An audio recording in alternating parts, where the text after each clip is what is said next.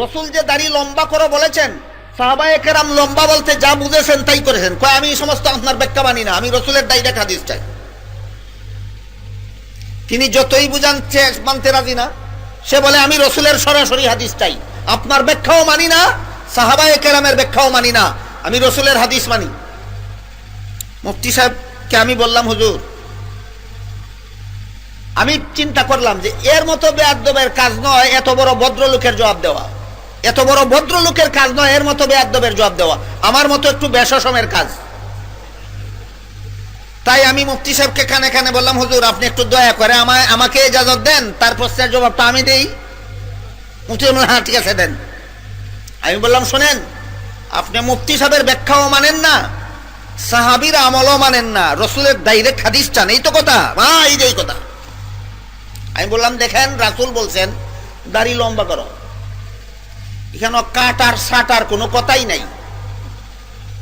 রসুলের হাদিসে কাটবারও কোনো কথা নাই, সাটবারও কোনো, শুধু লম্বা করার কথা। তোমার দাড়ি 1.5 হাত লম্বা হইলেও কাটতে পারো না, কারণ রসুলের হাদিসে কাটার কোনো প্রশ্নই নাই। 1.5 হাত লম্বা হইলেও কাটতে পারবা না। আর যদি কাটতে হয় তাহলে সাহাবায়ে কেরামকে মাফ কাটি মানতে হয়। কোন কথা দেবা বলো? যদি সাহাবায়ে কেরামের মাফ কাটি মানো না, 1.5 হাত লম্বা দাড়ি হইলেও ছাড়তে পারবা না। আর যদি ছাড়তে হয় তাহলে সাহাবায়ে কেরামকে সত্যের মাপ কাটি মানতে হয়। আর কোনো কথা না বলে চুপচাপ কামরার থেকে বের হয়ে চলে গেল। ঘটনা এই জন্য শুনাইলাম, রাসূল যে বলেছেন দাড়ি লম্বা করো, এর স্কেল আছে। স্কেল আছে কি? যার মুখের দাড়ি তার হাতের মুষ্টি, যার মুখের দাড়ি তার হাতের মুষ্টি, দাড়ি লম্বা করার স্কেল, দাড়ি লম্বা করার স্কেল। এখন বলুন, লম্বা দাড়িওয়ালাকে যারা বোমাবাজ বলে, আছে কিনা? টুপিওয়ালাদেরকে যারা বোমাবাজ বলে, আছে কিনা? আছে। আপনাদের দেশের যত দাড়িওয়ালা আর যত টুপিওয়ালা আছে এরা সবাই বোমাবাজ। আর যারা যারা বোমাবাজ এরা কেউই টুপি ছাড়া নাই। যারা যারা সত্যই বোমাবাজ এদের কেউই দাড়ি ছাড়া নাই। তাহলে দাড়ি দেখলে আর টুপি দেখলে বোমাবাজ বলার কারণটা কি? একমাত্র কারণ ইহুদি খ্রিস্টানের দালাল। যারা ঢালাও ভাবে দাড়িওয়ালাদেরকে বোমাবাজ বলে, যারা ঢালাও ভাবে টুপিওয়ালাদেরকে বোমাবাজ বলে, নিঃসন্দেহে তারা বর্তমান বিশ্বের কুখ্যাত ইহুদি খ্রিস্টানের দালাল।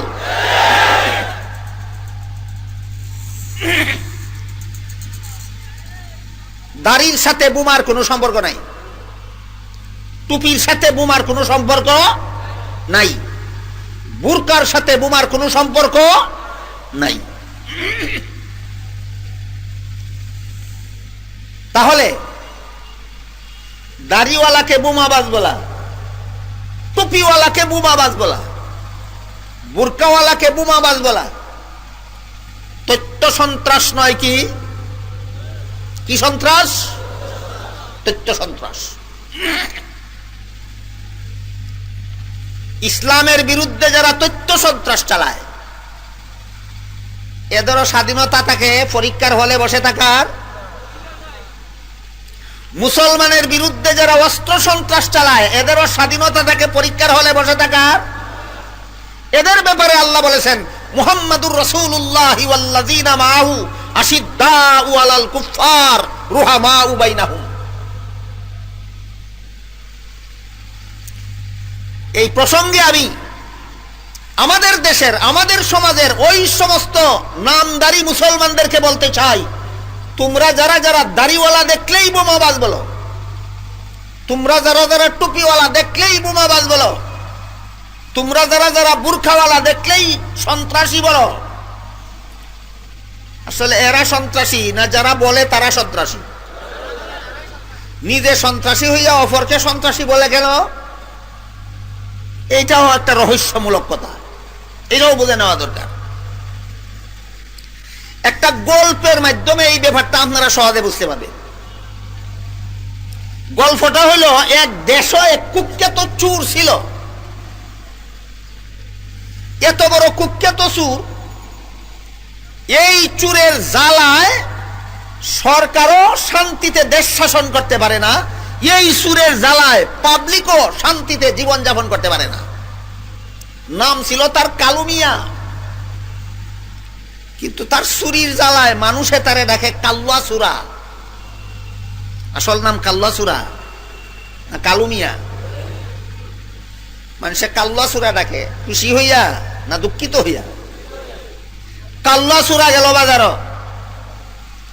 গিয়া দেখে এক ব্যক্তি দোকানদার তার ক্যাশের টাকা গনে, ক্যাশের টাকা গনে। তার নাম তো সবাই জানে, কিন্তু চুর তো সামন থেকে তো চুরি করে না, চুরি তো করে লুকাইয়া, এই জন্য তার মুখ চেনে না কেউ। কাল্লা চোরা যখন দেখলো দোকানদার দোকানের টাকা গুনে, দোকানে গিয়া ঢুকলো, ঢুকে বললো, ওই মিয়া দিনের বেলায় বসে বসে টাকা গুনো, কাল্লা চোরা দেখলে তোমার টাকাগুলি নিয়ে যাবে। কে বলে? সেই বলে কাল্লা চোরা তোমার টাকাগুলি নিয়ে যাবে। তো দোকানদার জিজ্ঞাসা করে, কাল্লা চোরা তো মানুষের টাকা চুরি করে নেয়, আমার সামন থেকে কাল্লা চোরা কিভাবে টাকা নিবে? বলে, তুমি যদি বুঝতে চাও তাহলে আমি বুঝাতে পারবো। দোকানদার সরল মনে বলল, বুঝাও তো, কাল্লা চোরা আমার সামন থেকে টাকা কিভাবে নেবে? যেই বলল আমাকে বুঝাও, সাথে সাথে দোকানদারের পাশে গিয়া বসে গেল, বসে বলল, এইভাবে তোমার পাশে এসে বসবে। তারপরে তার সামন থেকে টাকাগুলি হাতে নিতে লাগলো আর বলল, এইভাবে তোমার সামন থেকে তোমার টাকাগুলি তার হাতে নেবে। তারপরে টাকাগুলি নিজের পকেটে ঢুকাইতে লাগলো আর বলতে লাগলো, এইভাবে তোমার টাকাগুলি তার পকেটে ঢুকাইবে। তারপরে উঠে দাঁড়ালো, দাঁড়ায় বলল, তারপরে এইভাবে দাঁড়াবে। এরপরে দিল দৌড় আর বলল, এইভাবে দৌড় দিবে। এবার খবর হইল দোকানদারের, এইটাই কাল্লা চোর ছিল, নিয়ে গেল। এবার চিৎকার শুরু করলো দোকানদার, কাল্লা চোরা আমার টাকা নিয়ে গেল, কাল্লা চোরা আমার টাকা নিয়ে গেল। দোকানদারের চিৎকার শুনে বাজারের সব মানুষ ভিড় হয়ে গেল, ঘেরাও করে ফেললো।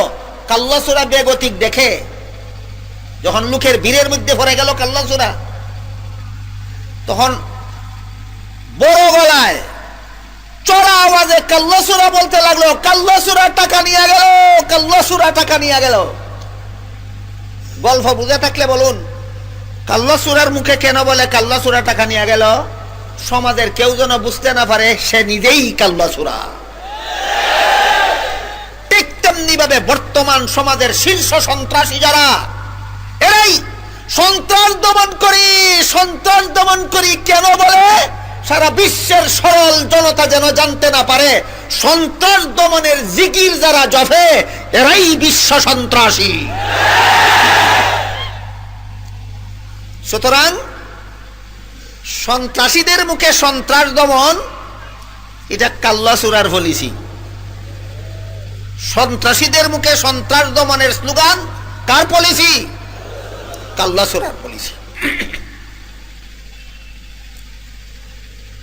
আবার অনেক মুসলমান ভাই আমাদের সমাজে এমনও আছেন যারা বলে কওমি মাদ্রাসায় শুধু বোমা বানানি শিখায়, আর কিছু নয়। কওমি মাদ্রাসায় আর কোনো শিক্ষা নাই বোমা বানানি ছাড়া। কি সন্ত্রাসী? তথ্য সন্ত্রাসী। আমি জিজ্ঞেস করি, বোমাবাজির দায়ে বাংলাদেশ সরকার শেখ আব্দুর রহমানকে মৃত্যুদণ্ড দিয়েছেন কিনা? বোমাবাজির দায়ে বাংলাদেশ সরকার বাংলা ভাইকে মৃত্যুদণ্ড দিয়েছেন কিনা? দিয়েছেন। বোমাবাজির অভিযোগে বাংলাদেশ সরকার ডক্টর আসাদুল্লাহ গালিবকে গ্রেফতার করেছেন কিনা? করেছেন। এরা তিনজন কোন কওমি মাদ্রাসায় পড়ছিল? আপনাদের কারো জানা থাকলে বলুন। শেখ আব্দুর রহমান কোন কওমি মাদ্রাসায় পড়েছিল? বাংলা ভাই কোনো কওমি মাদ্রাসায় পড়েছিল? আসাদুল্লাহ গালিব কোনো কওমি মাদ্রাসায় পড়েছিল? পড়ে নাই। সুতরাং কওমি মাদ্রাসাওয়ালারা বোমা বানানে শিক্ষা দেয়, এগুলি বন্ধ করা দরকার।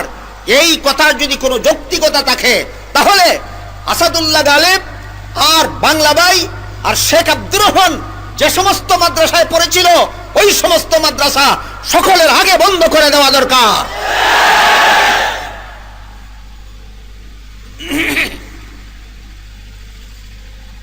আপনাদের কারো জানা থাকলে বলতে পারেন যে আমি জানি শেখ আব্দুর রহমান কোন কওমি মাদ্রাসায় পড়েছিল, বাংলা ভাই কোন কওমি মাদ্রাসায় পড়েছিল, আসাদুল্লাহ গালিব কোন কওমি মাদ্রাসায় পড়েছিল না। তাহলে তারা যে মাদ্রাসায় পড়েছিল আর যে প্রতিষ্ঠানে পড়াইছিল ওইগুলি আগে বন্ধ করো।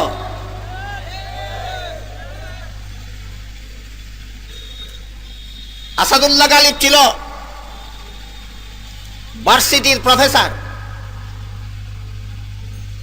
ভার্সিটির প্রফেসর যদি বোমাবাদীর অভিযোগে গ্রেফতার হইল তাহলে ভার্সিটি বন্ধ করো না কেন?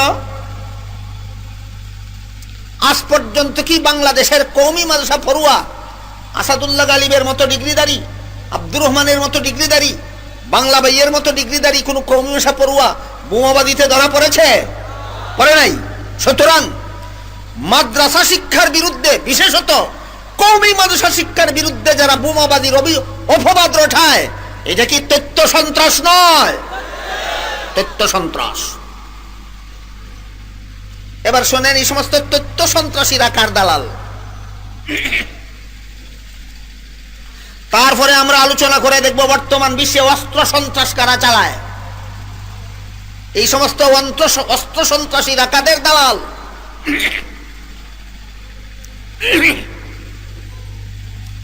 অস্ত্র সন্ত্রাসের আলোচনাটা আগে করে নিলে তথ্য সন্ত্রাসের ব্যাপারটা বুঝতে আর একটু সহজ হবে।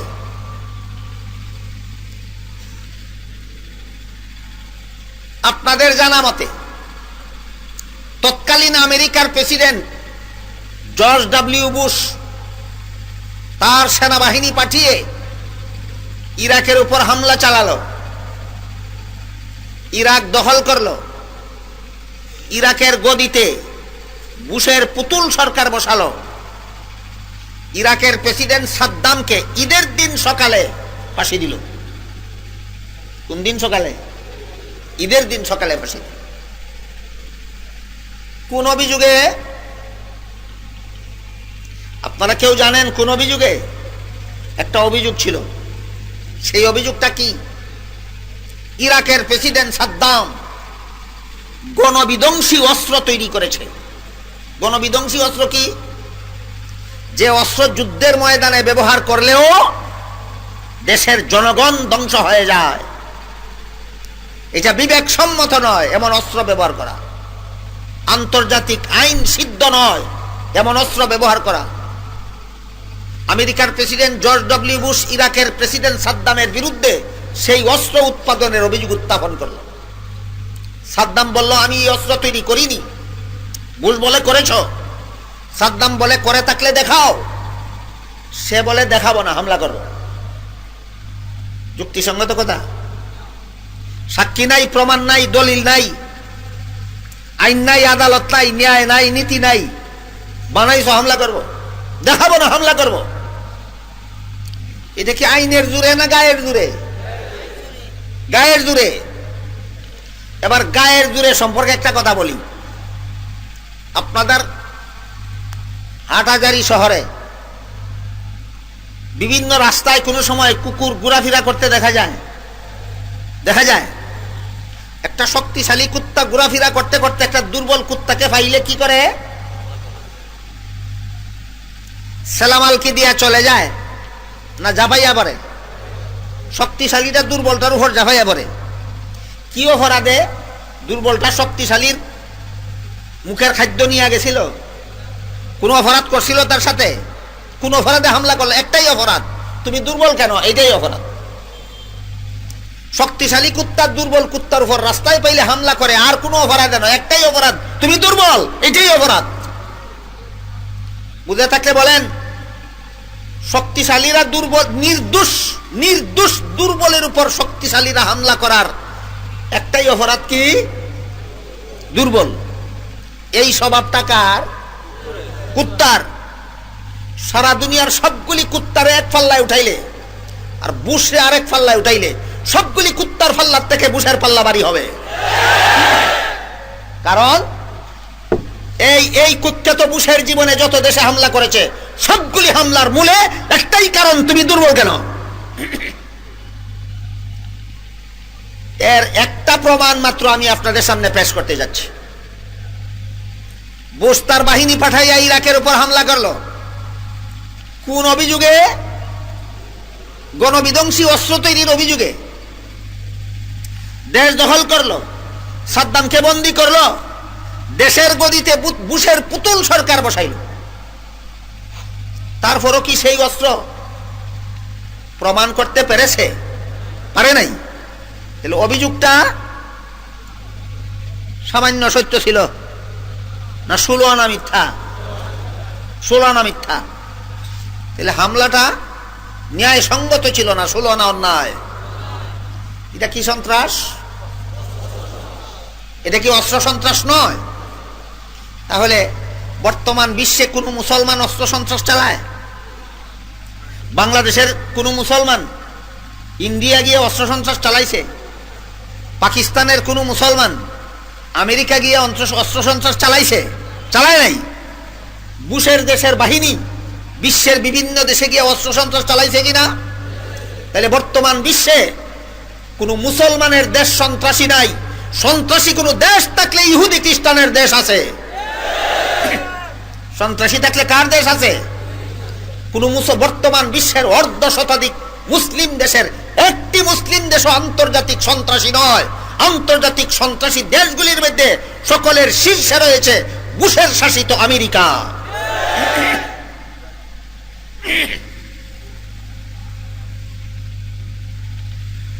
একটা হলো তথ্য সন্ত্রাস আর একটা হলো অস্ত্র সন্ত্রাস। বুশ এই হামলা চালাইয়া জ্বলন্ত স্বাক্ষর, জ্বলন্ত প্রমাণ দিল বর্তমান বিশ্বের আন্তর্জাতিক অস্ত্র সন্ত্রাসীদের 1 নম্বরের অস্ত্র সন্ত্রাসী হলো আমেরিকার তৎকালীন প্রেসিডেন্ট ডব্লিউ বুশ।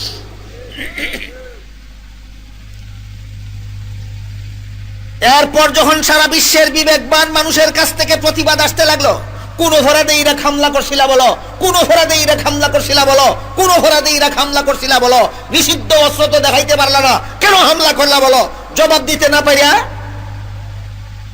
আরেক নূতন ষড়যন্ত্র করল। সেই ষড়যন্ত্রটা কি? 2003 সাল অথবা 4 সালের 11 সেপ্টেম্বর, 2001 সালের 11 সেপ্টেম্বর নয়, ওটা আরেকটা। 2003 সাল অথবা 2004 সালের 11 সেপ্টেম্বর বাংলাদেশের একটা সমিতি জার্মান দূতাবাসের সহযোগিতায় আন্তর্জাতিক সন্ত্রাস শিরোনামে একটা সেমিনার করেছে ঢাকায়। সেই ঢাকায় প্রধান বক্তা হিসাবে জার্মান থেকে জার্মানি প্রফেসর হ্যান্সকে প্রধান বক্তা হিসাবে আমন্ত্রণ করে আনা হয়েছে। 12 কোটি মুসলমানের বাংলাদেশের রাজধানী ঢাকার বুকে দাঁড়িয়ে সেই 11 সেপ্টেম্বর জার্মানের খ্রিস্ট ধর্মে বিশ্বাসী প্রফেসর হ্যান্স বক্তৃতা দিল। ইসলাম সূচনাকাল থেকেই সন্ত্রাস লালন করে এসেছে। বুঝেন কথা? ইসলাম সূচনাকাল থেকেই সন্ত্রাস লালন করে এসেছে। ইসলামের নবী মুহাম্মদ নিজেই ছিল জঙ্গি। এই বক্তৃতাকে দিল জার্মানি প্রফেসর হ্যান্স। কোন ধর্মে বিশ্বাসী? খ্রিস্ট ধর্মে বিশ্বাসী। 12 কোটি মুসলমানের দেশ বাংলাদেশের রাজধানী ঢাকায় দাঁড়িয়ে বক্তৃতা দিয়ে নিরাপদে চলে গেল। বর্তমান বিশ্বের কোন মুসলমানের কোন বক্তা, কোন মুসলিম দেশের কোন বক্তা আমেরিকার রাজধানী নিউ ইয়র্কে দাঁড়িয়ে খ্রিস্টানদের নবী যীশু খ্রিস্ট সন্ত্রাসী ছিল যদি বলে, প্রাণ নিয়ে ফিরে আসতে পারবে নিজ দেশে? পারবে না। মুসলমানের দেশে মুসলমানের নবীর বিরুদ্ধে এমন জঘন্যতম অপবাদ দিয়ে নিরাপদে চলে গেল। প্রমাণ দিল মুসলমানেরা বাংলার, এই কথা প্রমাণ দিল মুসলমান অত্যন্ত সহনশীল জাতি।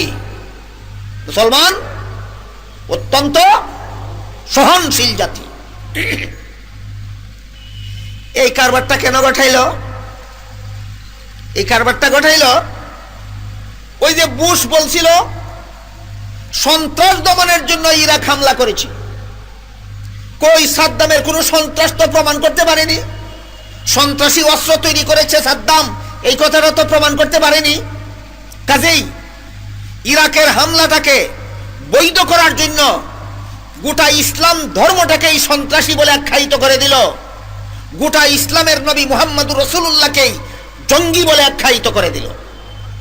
আমার পরবর্তী কথাগুলি বলার আগে এবার আমাদের সমাজের যে সমস্ত নামদারি মুসলমানেরা শুধু টুপিওয়ালা দাড়িওয়ালাদেরকে সন্ত্রাসী বলে, এদেরকে জিজ্ঞাসা করতে চাই, ইহুদি খ্রিস্টানেরা তো এখন আর শুধু টুপিওয়ালা দাড়িওয়ালাকে সন্ত্রাসী বলে না, এবার সারা দুনিয়ার সমস্ত মুসলমানের নবী মুহাম্মদুর রাসূলুল্লাহকে সন্ত্রাসী বলে। এবার একমাত্র সত্য ধর্ম ইসলামকে সন্ত্রাসী ধর্ম বলে। এবার তোমরা যাবে কোথায়? হয়তো ইসলাম ধর্ম ত্যাগ করে মুরতাদ হয়ে ইহুদি খ্রিস্টান হয়ে বিশ্ব সন্ত্রাসীদের তালিকায় নাম লেখাও, আর না হয় মুনাফিকি আর মির্জাফরি ছেড়ে দিয়ে সত্যিকারের অর্থে মুসলমান হয়ে যাও।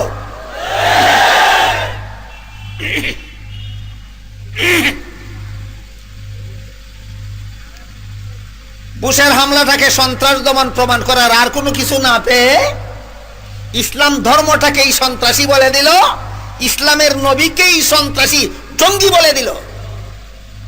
সুতরাং ইসলাম ধর্ম যারাই পালন করে হ্যান্সের বক্তৃতায় তারাই সন্ত্রাসী, মুহাম্মদকে যারাই রাসূলুল্লাহ বিশ্বাস করে হ্যান্সের বক্তৃতায় খ্রিস্টানদের কথায় তারাই সন্ত্রাসী। এবার যাবে কোথায় ওই সমস্ত নামদারি মুসলমানেরা যারা টুপিওয়ালাকে সন্ত্রাসী আর দাড়িওয়ালাকে সন্ত্রাসী বলে? আমি আপনাদেরকে জিজ্ঞেস করি, বাংলাদেশে কোটি কোটি মুসলমান টুপিবিহীন দাড়িবিহীন আছে কিনা যারা মুহাম্মদুর রাসূলুল্লাহ বিশ্বাস করে? তাইলে মুহাম্মদুর রাসূলুল্লাহকে যে সন্ত্রাসী বলল তোমার খ্রিস্টান বাবা, এখন যাইবা কোথায়? সুতরাং টুপিওয়ালা দাড়িওয়ালা দেখলে যারা সন্ত্রাসী কয়, এরা যে নিঃসন্দেহে বুশের দালাল, এতে আর কোনো সন্দেহ থাকার কারণ নাই। এই প্রসঙ্গে আমি একটু পর্যালোচনা করতে চাই। মুসলমান সন্ত্রাসী হয়, ইসলাম ধর্ম সন্ত্রাসী হয় না খ্রিস্টানেরা এবং খ্রিস্টানেরা সন্ত্রাসী হয় এবং খ্রিস্ট ধর্ম তাদেরকে সন্ত্রাসী বানায়? মুসলমানকে ইসলাম ধর্ম সন্ত্রাসী হতে দেয় না। মুসলমানকে ইসলাম ধর্ম সন্ত্রাসী হতে দেয় না। খ্রিস্টানদেরকে তাদের ধর্মবিশ্বাস সন্ত্রাসী বানায়। খ্রিস্টানদেরকে তাদের ধর্মবিশ্বাস সন্ত্রাসী বানায়। হ্যান্স মুহাম্মদুর রাসূলুল্লাহকে জঙ্গি আর ইসলাম ধর্মকে সন্ত্রাসী ধর্ম বলল কোন বিষয়ের ভিত্তিতে? বিষয় হলো মুহাম্মদুর রাসূলুল্লাহ সাল্লাল্লাহু আলাইহি ওয়াসাল্লাম নিজের পবিত্র জিন্দেগীর শেষ 10টি বছরে প্রসিদ্ধ ঐতিহাসিকদের মতানুসারে ৬৬টা যুদ্ধ পরিচালনা করেছিলেন। মুহাম্মদুর রাসূলুল্লাহ জীবনের শেষ 10 বছরে কতটা যুদ্ধ পরিচালনা করেছিলেন? ৬৬টা। এর মধ্যে 23টা যুদ্ধে তিনি নিজে অংশগ্রহণ করেছিলেন সেনাপতি হিসাবে, আর 43টা যুদ্ধে মুহাম্মদুর রাসূলুল্লাহ অংশগ্রহণ না করে সেনাবাহিনী প্রেরণ করেছিলেন। 10 বছরে ৬৬টা যুদ্ধ করলেন কেন? জঙ্গি না হইলে মুসলমানেরা তার সাথে যুদ্ধে অংশগ্রহণ করলো কেন? ইসলাম সন্ত্রাস লালনকারী না হইলে ওই ইতিহাস এই হ্যান্সের এই বক্তৃতার প্রমাণ হিসাবে তারা পেশ করে থাকে। কাজেই মুহাম্মদুর রাসূলুল্লাহর জীবন ইতিহাসটাও পর্যালোচনার ব্যাপার, মুহাম্মদুর রাসূলুল্লাহর ৬৬টা যুদ্ধ পর্যালোচনার ব্যাপার। এত লম্বা কথা আজকে এবং আগামীকালে আমি বলে শেষ করতে পারবো না। শুধু মুহাম্মদুর রাসূলুল্লাহর ৬৬টা যুদ্ধের সর্বপ্রথম যুদ্ধটা সম্পর্কে সামান্য একটু আভাস দিচ্ছি আপনাদেরকে। মুহাম্মদুর রাসূলুল্লাহ সাল্লাল্লাহু আলাইহি ওয়াসাল্লাম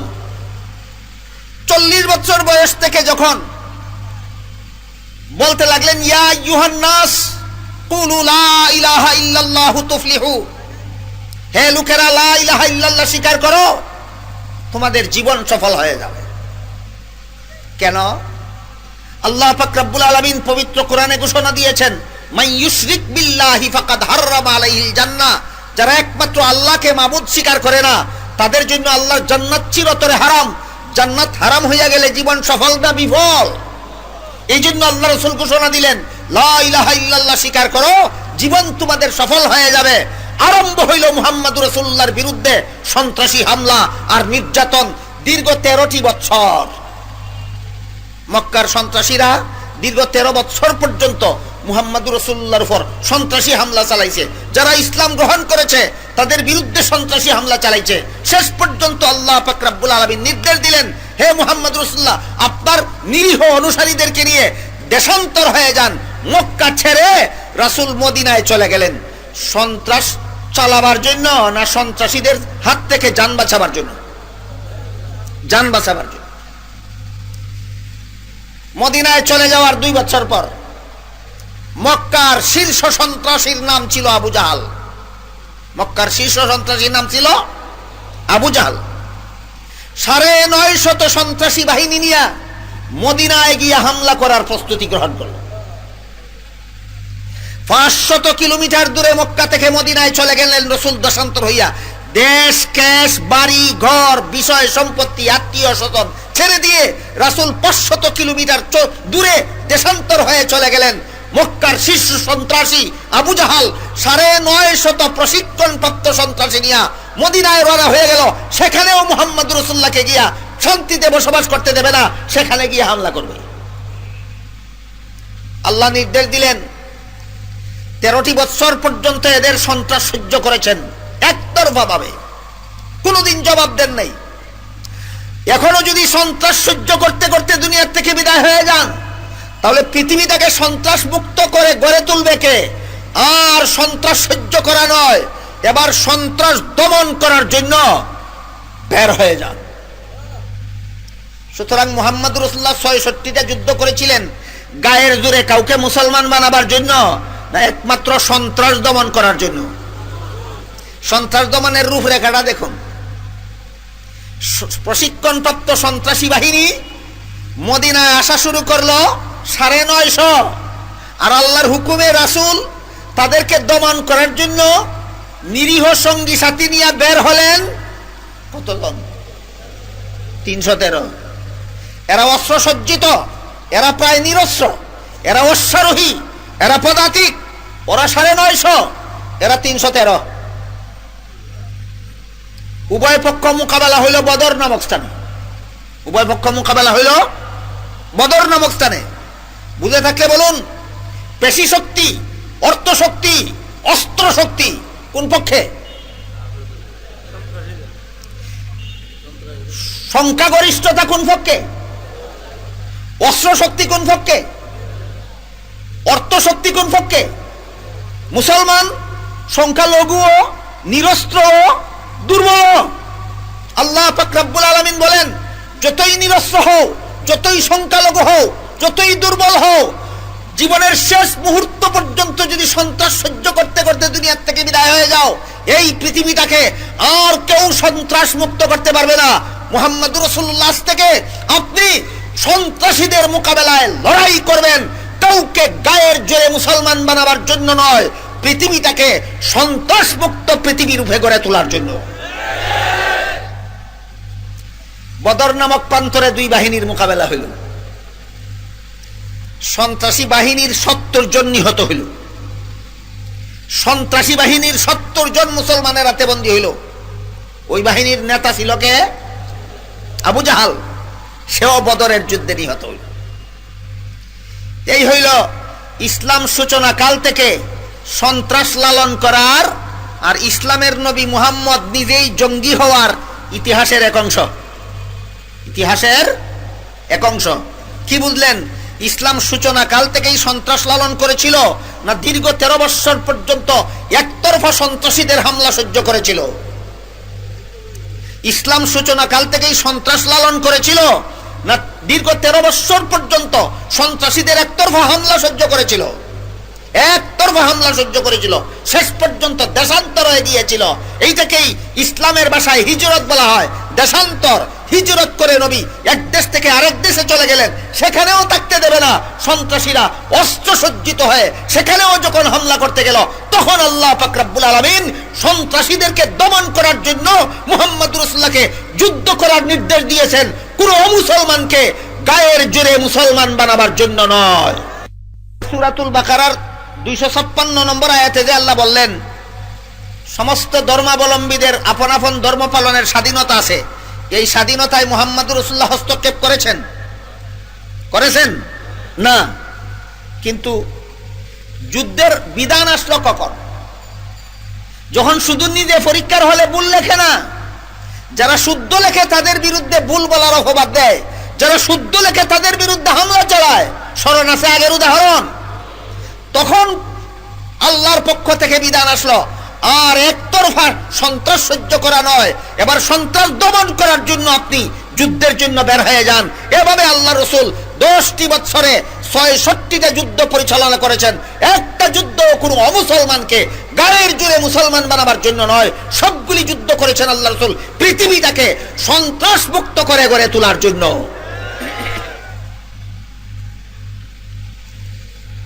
এবার আমরা একটু বোঝার চেষ্টা করি, ইসলাম ধর্ম মুসলমানদেরকে সন্ত্রাসী হতে দেয় না কিভাবে? খ্রিস্ট ধর্মই খ্রিস্টানদেরকে সন্ত্রাসী বানায় কিভাবে? এর একটা জ্বলন্ত দৃষ্টান্ত আমি আগেই বলেছি। বাংলাদেশের মুসলমান আর কোন দেশে গিয়া সন্ত্রাসী হামলা চালায়? চালায়? চালায় না।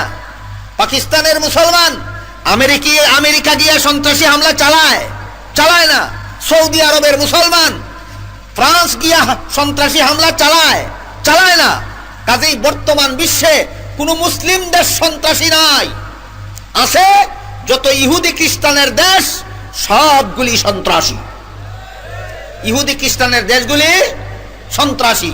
তাই আমাদের বোঝার দরকার মুসলমানেরা সন্ত্রাসী হয় না কেন, আর ইহুদি খ্রিস্টানেরা সন্ত্রাসী হয় কেন? কথা বুঝলেন কিনা দেখেন।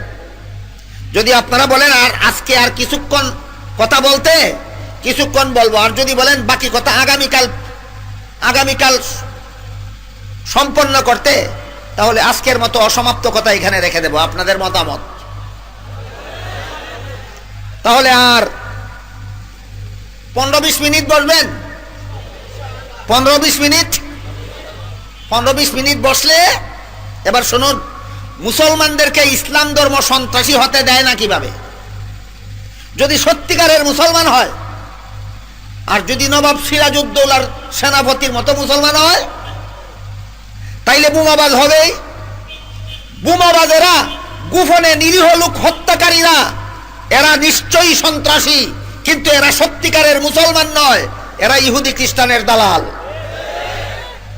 বুশ যেহেতু চেঁচামেচি করে সন্ত্রাস দমন করি বলে, আর হ্যান্স যেহেতু বলে দিয়েছে ইসলাম ধর্মটাই সন্ত্রাসী, ইসলামের নবী মুহাম্মদই সন্ত্রাসী, এই জন্য মুসলমানের দেশের ভিতরে কিছু ইহুদি খ্রিস্টানের দালালদেরকে গোপনে বোমাবাজিতে লাগিয়ে দিয়েছে, যাতে প্রমাণ করতে পারে, দেখো যদি মুসলমান সন্ত্রাসী না হইতো শেখ আব্দুর রহমান কিভাবে ধরা পড়লো, যদি মুসলমান সন্ত্রাসী না হইতো বাংলা ভাই কিভাবে ধরা পড়লো, দেখো যদি মুসলমান সন্ত্রাসী না হইতো আর আসাদুল্লাহ গালিব কিভাবে ধরা পড়লো। এইভাবে তারা মিথ্যা দাবির পক্ষে কিছু প্রমাণ পেশ করার জন্য তাদের দালালদের দ্বারা সমাজের মধ্যে সন্ত্রাসী কর্মকাণ্ড চালিয়ে যাচ্ছে। এরা সত্যিকারের মুসলমান নয়, এরা নবাব সিরাজউদ্দৌলার সেনাপতির মতো মুসলমান। ইসলামের বিধানে কারো বিরুদ্ধে ন্যায়সঙ্গতভাবে যুদ্ধ ঘোষণা না দিয়া গোপনে হামলা করে মানুষ হত্যা করা হারাম। ন্যায়সঙ্গতভাবে কারো বিরুদ্ধে যুদ্ধ ঘোষণা না দিয়া গোপনে নিরীহ মানুষ হত্যা করা ইসলামের বিধানে হারাম। সুতরাং বোমাবাজি যারাই করুক, ইসলামের বিধান হিসাবে করছে না ইহুদি খ্রিস্টানের দালাল হিসাবে করছে? কিভাবে দালালি হয়? কিছু মুসলমান নামদারি গোপনে বোমাবাজি করলে হ্যান্স, প্রফেসর হ্যান্স আর প্রেসিডেন্ট বুশ, তারা দুজন সারা বিশ্বের মানুষের সামনে প্রমাণ করতে পারবে এই দেখো মুসলমানেরাই সন্ত্রাসী হয়। এই জন্য বলছি সত্যিকারের মুসলমান কোনোদিন সন্ত্রাসী হতে পারে না, কারণ ইসলাম ধর্ম মুসলমানকে সন্ত্রাসী হতে দেয় না। ইহুদি খ্রিস্টানেরাই সন্ত্রাসী, কেন? তাদের ধর্মই তাদেরকে সন্ত্রাসী বানায়। এবার বুঝুন ইহুদি খ্রিস্টানদেরকে তাদের ধর্ম কিভাবে সন্ত্রাসী বানায়। বাংলাদেশে কোটি কোটি মুসলমানদের মধ্যে খ্রিস্ট ধর্ম প্রচার করার জন্য একটা সংস্থা পাকিস্তান আমল থেকে কাজ করে যাচ্ছে। এই সংস্থাটার নাম, বর্তমান নাম হইল খ্রিস্টান মিশনারি বাংলাদেশ। কি নাম? খ্রিস্টান মিশনারি বাংলাদেশ। এরা খ্রিস্ট ধর্ম মুসলমানদের কাছে প্রচার করার জন্য শত শত হাজার হাজার বই, পুস্তক, পুস্তিকা, লিফলেট, প্রচারপত্র অহরহ বিলি করে যাচ্ছে। খ্রিস্টান মিশনারি বাংলাদেশের পক্ষ থেকে প্রকাশিত এই সমস্ত বইয়ের মধ্যে একটা বইয়ের নাম কুরআনের আলোকে বেহেশতে যাওয়ার পথ। বলেন বইটা মুসলমানদের প্রকাশিত না খ্রিস্টানদের প্রকাশিত? নামটা কি? কুরআনের আলোকে বেহেশতে যাওয়ার। নামটা দেখলে একজন সাধারণ মুসলমান মনে করবে বইটা খ্রিস্টানের লেখা, না মনে করবে কোনো বিজ্ঞ আলেমের লেখা। কারণ কুরআনের আলোকে বেহেশতে যাওয়ার কোনটা, এইটা একমাত্র আলেম ছাড়া আর কেউ বোঝার কথা নয়। এই বাটফারেরা বইটার নামই দিছে এমন ভঙ্গিতে যেন সাধারণ মুসলমানেরা আলেমের লেখা মনে করে পড়ে এবং কুরআনের অপব্যাখ্যা পড়ে পড়ে খ্রিস্ট ধর্ম যেন গ্রহণ করতে পারে। এই পর্যন্তই শেষ নয়। বাংলা ভাষায় যেমন বইয়ের নাম দিয়েছে কুরআনের আলোকে জান্নাতে যাওয়ার পথ, তেমনি ভাবে আরবি অক্ষরে এই বইয়ের আরবি নাম দিয়েছে আত-তরিকু ইলাল জান্নাতি বিনুরিল কুরআন। আত-তরিক আরবি ভাষায় বইয়ের নাম লিখেছে কভারের উপর দিয়া আত-তরিকু ইলাল জান্নাতি বিনুরিল কুরআন। একটা বইয়ের আরবি ভাষায় আরবি অক্ষরে আরবি নাম দেওয়া দেখলে একজন সাধারণ মুসলমান মনে করবে এটা খ্রিস্টানের লেখা বই। বাটপার কত বড় চিন্তা করে দেখে। এবং তারা কোনো মাধ্যমে মেহেরবানি করে একটা বই আমার কাছে পর্যন্ত পৌঁছাইয়া দিছে। এই সুযোগে আমি বইটা আগাগোড়া পড়ার সুযোগ পাইলাম। এই বইয়ের ভিতরে যে কথাটা ফুটাইয়া তুলছে তার সারমর্ম হইল, বইয়ে লেখে হযরত আদম আলাইহিস সালাম সারা দুনিয়ার সমস্ত মানুষের প্রথম মানুষ। কথাটা ঠিক তো? কিছু ঠিক কথা না বললে মুসলমানকে ধোঁকা দিবে কিভাবে? আদম আলাইহিস সালাম সারা দুনিয়ার সমস্ত মানুষের প্রথম মানুষ, প্রথম পাপিষ্ট, প্রথম মানুষ, প্রথম পাপিষ্ট। এই জন্য আদমের বংশে যত নবী জন্মগ্রহণ করেছে সবগুলি নবী জন্মগত পাপিষ্ট।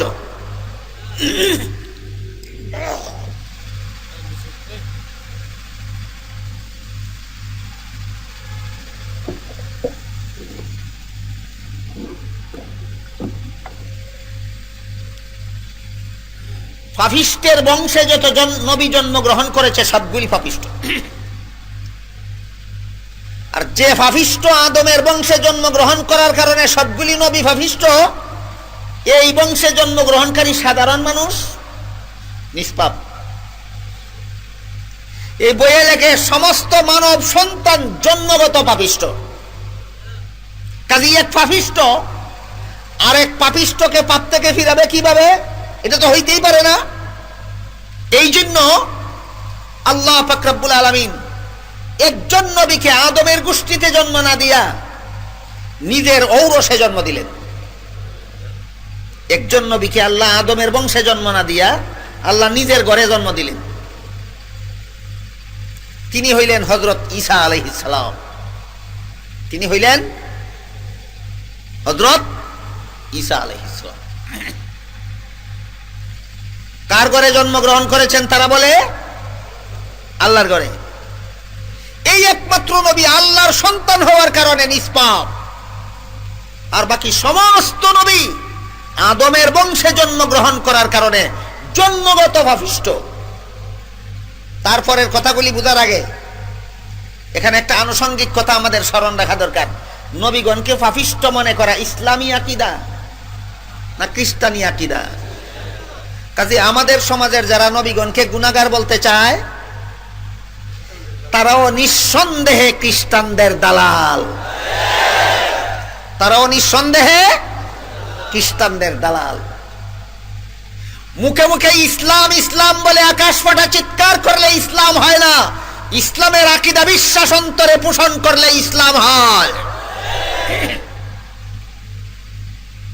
বাংলাদেশের বেশিরভাগ মুসলমান এত সরল, ইসলাম শব্দটা শুনলেই একেবারে বিনীত হয়ে যায়।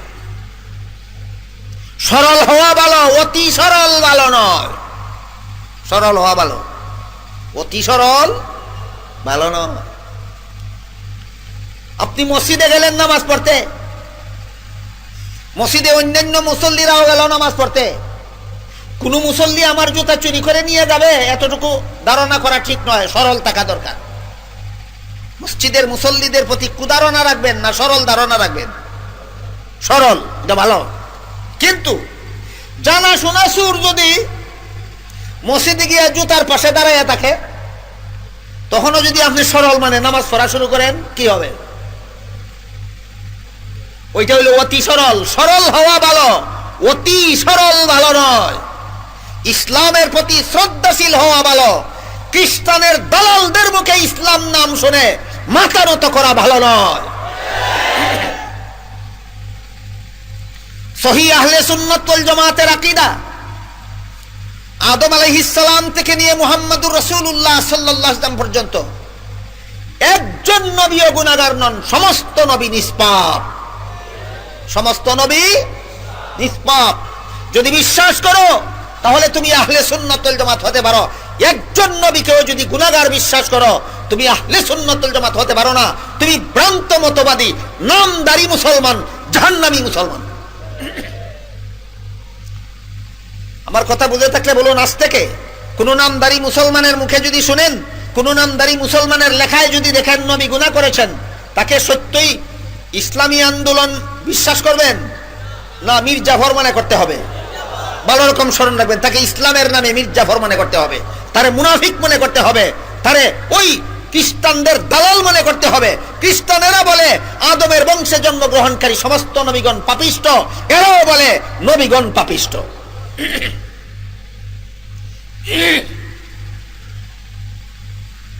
আল্লাহ শেষ পর্যন্ত একজন নিষ্পাপ নবী জন্ম দিলেন। মানুষের ঘরে জন্ম দিয়া না নিজের ঘরে জন্ম দিয়া? ভয় পাইবেন না, এটা আমাদের বিশ্বাস নয়, তাদের বিশ্বাস। তাদের বিশ্বাস মতে আল্লাহ একজন নবীকে নিষ্পাপ বানাইলেন। কার ঘরে জন্ম দিয়া? আল্লাহ নিজের ঘরে জন্ম দিয়া। তিনি হইলেন হযরত ঈসা আলাইহিস সালাম। কোন সংস্থা লিখেছে? খ্রিস্টান মিশনারি বাংলাদেশ। কোন বইয়ে লিখেছে? কোরআনের আলোকে বেহেশতে যাওয়ার পথ বইয়ে। বইয়ার আরবি নাম আত-তরিকু ইলাল জান্নাতি বিনুরিল কুরআন। এই আল্লাহর পুত্র নিষ্পাপ নবী হয়ে দুনিয়াতে আসার পরে দেখলেন দুনিয়ার সমস্ত মানুষ পাপিষ্ঠ। আদমের বংশে জন্মগ্রহণ করার কারণে জন্মগতভাবেই পাপিষ্ঠ। পাপিষ্ঠ হইয়াই জন্মগ্রহণ করে, জন্ম হওয়ার পরে পাপিষ্ঠ হয় না, পাপিষ্ঠ হইয়াই জন্মগ্রহণ করে। কাজেই পাপিষ্ঠ নবী পাপিষ্ঠ উম্মতকে পাপ থেকে বাঁচাবে দূরের কথা, নিষ্পাপ নবী অত উম্মতকে পাপ থেকে বাঁচাবার কোনো ভয় নাই, সে তো পাপিষ্ঠ হইয়াই জন্মগ্রহণ করে। এই জন্য আল্লাহর পুত্র ঈসা আলাইহিস সালাম আল্লাহর কাছে দোয়া করলেন, হে আল্লাহ, আমাকে যে তোমার ঘরে জন্ম দিয়া পাঠাইলা নিষ্পাপ বানাইবার জন্য, অন্য মানুষ তো মানুষের ঘরেই জন্মগ্রহণ করে, কাজে এদেরকে তো নিষ্পাপ বানাইবার কোনো উপায় নাই। এদেরকে পাপ মোচনের জন্য আমি তোমার কাছে একটা দরখাস্ত করতে চাই। কি দরখাস্ত? আমার দরখাস্ত হইল দুশ্মনেরা আমাকে ফাঁসি কাস্টে ঝুলাইয়া মারুক, শুলিতে চড়াইয়া হত্যা করুক। এতে আমার যে কষ্ট হবে, এই কষ্টটা কিয়ামত পর্যন্ত যারা যারা আমাকে তোমার পুত্র বিশ্বাস করবে তাদের সারা জীবনের সকল অপরাধের অগ্রিম কাফফারা হয়ে যাবে। এইটা হইল খ্রিস্টানদের ধর্মবিশ্বাস। এই বিশ্বাসে বিশ্বাসী জর্জ বুশও, এই বিশ্বাসে বিশ্বাসী জার্মান প্রফেসর হ্যান্স। কথাটা বুঝতে পারছেন? যীশু খ্রিস্টকে যারা যারা খুদার পুত্র বিশ্বাস করবে এরা যে কোনো যুগে দুনিয়াতে আসুক, সারা দুনিয়াময় যত রকমের অপরাধ করুক, যত রকমের খুন খারাপি করুক, যত রকমের জুলুম নির্যাতন করুক, যত রকমের নারী দর্শন করুক, যত রকমের লুটতরাজ করুক, যত রকমের সন্ত্রাস করুক, সবগুলির অগ্রিম কাফফারা হয়ে গেছে যিশুকে আল্লাহর পুত্র বিশ্বাস করার কারণে। বুশেরও এই বিশ্বাস, হেন্সেরও এই বিশ্বাস। এবার বলুন, যারা মনে করে আমার নবী শুলিতে চড়ে মরণ বরণ করেছেন, এতে যে কষ্ট হয়েছে তার বিনিময়ে আমার জীবনে যত অপরাধ করব সবগুলির কাফফারা অগ্রিম হয়ে গেছে, এরা দুনিয়াতে কোনো অপরাধ করতে চিন্তা করবে? সুতরাং বর্তমান দুনিয়াতে ইহুদি খ্রিস্টানরা সম্মিলিতভাবে যত আন্তর্জাতিক সন্ত্রাসী হামলা চালিয়ে যাচ্ছে, কিসের সাহস? এদেরকে সন্ত্রাসী বানাইছে এদের ধর্মবিশ্বাস। খ্রিস্টানদের ধর্মবিশ্বাস তাদেরকে সন্ত্রাসী বানায়, খ্রিস্টানদের ধর্মবিশ্বাস তাদেরকে সন্ত্রাসী বানায়। সত্যিকারের মুসলমান সন্ত্রাসী হতে পারে না কেন? আমাদের ধর্মবিশ্বাস অন্যরকম। আমাদের ধর্মবিশ্বাস তাদের মতো না অন্যরকম? অন্যরকম। আমাদের ধর্মবিশ্বাস কি রকম সামান্য একটু আবার শুনুন। মুহাম্মাদুর রাসূলুল্লাহ সাল্লাল্লাহু আলাইহি ওয়াসাল্লাম সহিহ বুখারী শরীফের হাদিস, নিজের মেয়ে ফাতেমাকে বলেন, ইয়া ফাতেমা আনকিযি নাফসাকি মিনান নার। মর্মার্থ হইল, হে ফাতেমা, নবীর ঘরে জন্মগ্রহণ করেছো, এই জন্য তুমি তোমার পাপের কাফফারা হয়ে যাবে? কখনো নয়। জাহান্নাম থেকে যদি বাঁচতে চাও অপরাধ ছেড়ে দিয়ে নিরপরাধী জীবন যাপন করো, তবেই তুমি নবীর মেয়ে হয়েও জাহান্নাম থেকে বাঁচতে পারবা। অপরাধ করলে না অপরাধ মুক্ত জীবন যাপন করলে? যে ধর্মের নবী নিজের মেয়েকে বলতে পারেন তুমি অপরাধ করলে জাহান্নাম থেকে বাঁচতে পারবা না, নবীর ঘরে জন্ম হইলেই অপরাধী কোনোদিন জাহান্নাম থেকে বাঁচতে পারে না, এই ধর্মে যারা সত্যিকারের অর্থে বিশ্বাসী এরা কোনোদিন সন্ত্রাসী হতে পারে? সুতরাং মুসলমানকে ইসলাম ধর্ম বিশ্বাস সন্ত্রাসী হতে দেয় না, খ্রিস্টানদেরকে তাদের ধর্ম বিশ্বাসই সন্ত্রাসী বানায়। এবার বুঝতে পারলেন মুসলমানেরা সন্ত্রাসী হয় না কেন? ইসলাম ধর্ম এদেরকে সন্ত্রাসী হতে দেয় না। খ্রিস্টানেরা সন্ত্রাসী হয় কেন? এদের ধর্ম বিশ্বাসই এদেরকে সন্ত্রাসী বানায়। কিছু নামদারি মুসলমানকে বোমাবাজিতে পাওয়া যায় কেন? এরা সত্যিকারের মুসলমান নয়, এরা নবাব সিরাজউদ্দৌলার সেনাপতির মতো মুসলমান। সব কথা পরিষ্কার হইল কিনা দেখেন। সত্যিকারের মুসলমানকে ইসলাম ধর্ম সন্ত্রাসী হতে দেয় না, বর্তমান বিশ্বের খ্রিস্টানদেরকে তাদের ধর্ম বিশ্বাসই সন্ত্রাসী বানায়। কিছু নামদারি মুসলমানকে বোমাবাজিতে পাওয়া যায় কেন? এরা সত্যিকারের মুসলমান নয়, এরা নবাব সিরাজউদ্দৌলার সেনাপতির মতো মুসলমান।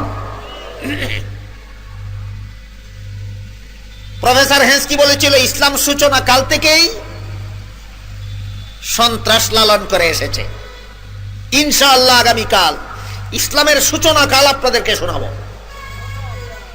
তারপরে বলেছে ইসলামের নবী মুহাম্মদ নিজেই ছিল জঙ্গি। ইনশাআল্লাহ আগামীকাল মুহাম্মদ কত বড় জঙ্গি ছিল আপনাদেরকে শোনাবো। তাই আজকের কথা এই পর্যন্ত অসমাপ্ত রইল, বাকি অসমাপ্ত কথা ইনশাআল্লাহ আগামীকাল শোনার জন্য আপনারা যথাসময়ে বন্ধু বান্ধবদেরকে নিয়ে চলে আসবেন। আলহামদুলিল্লাহ নাহমাদুহু ওয়া নাস্তাঈনুহু ওয়া নাস্তাগফিরুহু ওয়া নু'মিনু বিহি ওয়া নাতাওয়াক্কালু আলাইহি ওয়া নাউযু বিল্লাহি মিন শুরুরি আনফুসিনা ওয়া মিন সাইয়্যিআতি আমালিনা। মান ইয়াহদিহিল্লাহু ফালা মুদিল্লা লাহু ওয়া মান ইউদ্লিলহু ফালা হাদিয়া লাহু। ونشهد أن لا إله إلا الله وحده لا شريك له ونشهد أن سيدنا ونبينا ومولانا محمدا عبده ورسوله صلى الله تعالى عليه وعلى آله وأصحابه وبارك وسلم أما بعد فأعوذ بالله من الشيطان الرجيم بسم الله الرحمن الرحيم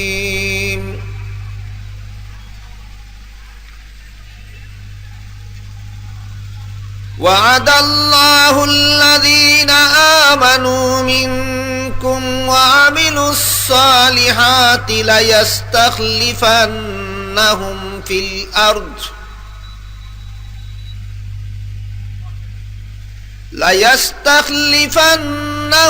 في الأرض كما استخلف الذين من قبلهم وليمكنن لهم دينهم الذي ارتضى لهم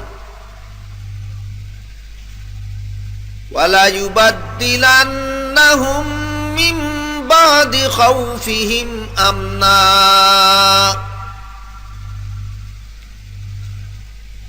يعبدونني لا يشركون بي شيئا ومن كفر بعد ذلك فأولئك هم الفاسقون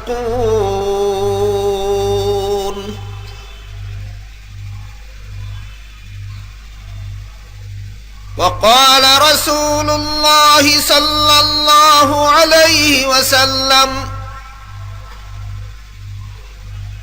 بادروا بالأعمال فتنا كقطع الليل المظلم أو كما قال عليه الصلاة والسلام হযরত উলামায়ে কেরাম, সম্মানিত সুধী সমাজ, আমি গতকাল বলেছি বর্তমান বিশ্বে ইসলাম এবং মুসলমান দুই প্রকার সন্ত্রাসের শিকার। একটা তথ্য সন্ত্রাস আর একটা অস্ত্র সন্ত্রাস।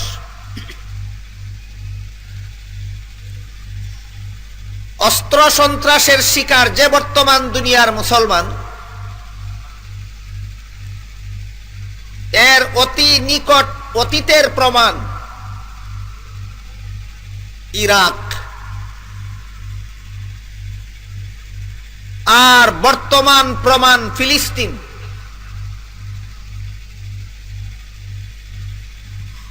ইরাকের উপর আমেরিকার খ্রিস্টানেরা অস্ত্র সন্ত্রাস চালিয়েছে, ফিলিস্তিনের উপর ইসরায়েলের ইহুদিরা অস্ত্র সন্ত্রাস চালাচ্ছে।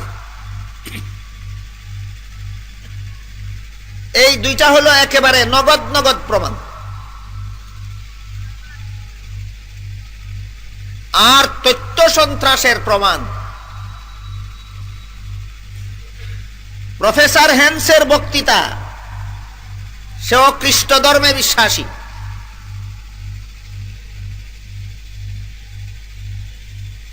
ইসলাম ধর্ম সূচনাকাল থেকেই সন্ত্রাস লালন করে এসেছে। এটা কি বাস্তব তথ্য না তথ্য সন্ত্রাস? ইসলামের নবী মুহাম্মদ নিজেই ছিল জঙ্গি। এটা কি বাস্তব তথ্য না তথ্য সন্ত্রাস? এই হেন্সের বক্তৃতা হলো তথ্য সন্ত্রাসের এক প্রমাণ। তথ্য সন্ত্রাসের আরেক প্রমাণ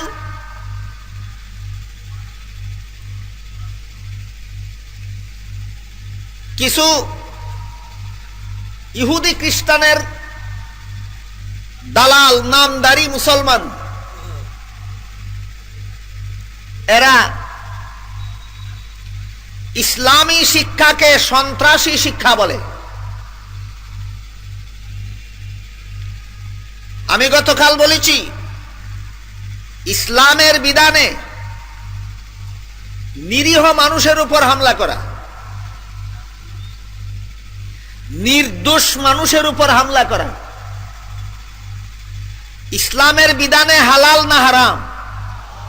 হারাম। গোপনে গোপনে বোমা তৈরি করে